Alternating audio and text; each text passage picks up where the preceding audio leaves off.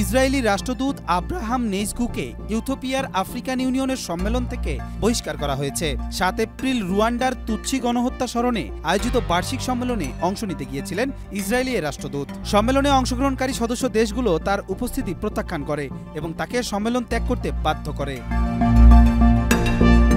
Times of ইসরায়েলের প্রতিবেদনে জানা গেছে, ইসরায়েলের পররাষ্ট্র মন্ত্রণালয় এই ঘটনা নিয়ে উদ্বেগ প্রকাশ করেছে এবং একে অগ্রহণযোগ্য বলে মন্তব্য করেছে। পররাষ্ট্র মন্ত্রণালয়ের মতে, রুয়ান্ডার তুৎসি সম্প্রদায়ের গণহত্যা স্মরণে আয়োজনের উদ্দেশ্য থেকে সরে গিয়ে আফ্রিকান ইউনিয়ন কমিশনের চেয়ারম্যান মাহমুদ ইউসুফ রাজনৈতিক বিরোধে জড়িয়েছেন, যা গণহত্যার শিকারদের স্মৃতির প্রতি অসম্মান ও ভুল বুঝাবুঝির প্রতিফলন।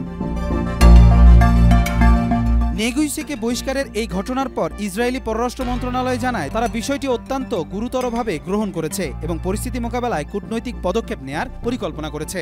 ১৯৯৪ সালে রুয়ান্ডায় তুৎসি ও মধ্যপন্থী হুতু সম্প্রদায়ের প্রায় ৮ লাখ মানুষ হত্যার শিকার হয় এবং প্রতি বছর এ ঘটনার স্মরণে বিভিন্ন আয়োজন অনুষ্ঠিত হয়।